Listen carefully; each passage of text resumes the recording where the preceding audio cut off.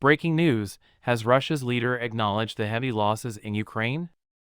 As of this writing, the Kremlin has only formally acknowledged 6,000 casualties among Russian troops in the conflict with Ukraine. During his annual 4-hour press conference, Russian President Vladimir Putin may have unwittingly acknowledged that Moscow lost more than 360,000 troops in the war with Ukraine.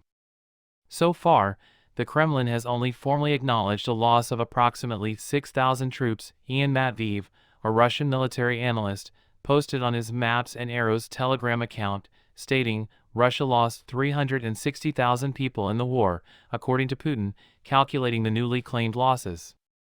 44,000 people were mobilized. There are 486,000 volunteers. At the front, there are a mere 617,000. Interesting military math from Putin. 111,000 people were killed. On the other hand, there was the invasion party and the pre-mobilization recruits. There are about 250,000 of them.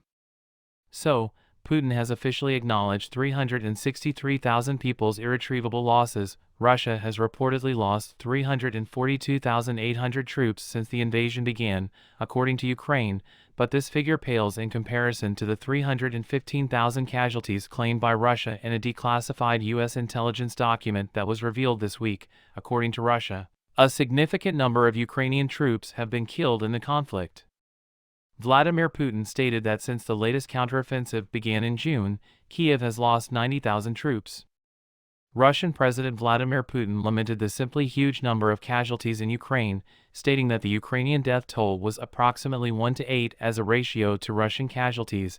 Reportedly speaking to Newsweek, postdoctoral researcher Marina Myron of King's College London's Department of War Studies said, "It is very difficult to determine casualties in an ongoing conflict since both sides will try to keep the data secret and inflate the number of adversary casualties." Hundreds of Russian drones have been shot down over Ukraine as part of what appears to be a winter campaign targeting civilian infrastructure in 11 regions across the country. Ukrainian air defense and mobile drone hunting groups shot down 30 out of 31 Russian drones. Air defense units engaged Russian drones just after midnight, causing a series of explosions that echoed throughout Kiev, the capital of Ukraine.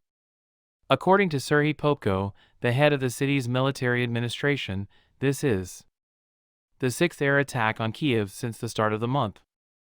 According to Russia's defense ministry, 6 drones launched at occupied Crimea overnight were neutralized. The timing is perfect. Authorities in Ukraine have reported that a counselor went ballistic during a village meeting that was being broadcast live on Facebook, injuring at least 26 people. In Transcarpathia, Ukraine, a man was caught on camera removing grenades from his jacket and dropping them to the ground as he stood near a door. Then there were multiple explosions, which caused the room to fill with smoke and dropped bodies to the floor.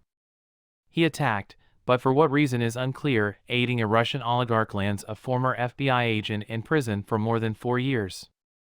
Working for a Russian oligarch in violation of U.S.-imposed sanctions landed a former top FBI official with a sentence of more than 4 years in prison. The Manhattan federal court handed down a 4-year and 2-month prison sentence to 55-year-old Charles McGonigal following his August guilty plea to 1 count of money laundering conspiracy. The judge, Jennifer H. Reardon, found that McGonigal endangered national security because he disregarded the economic sanctions imposed on Russia in response to its aggression toward Ukraine.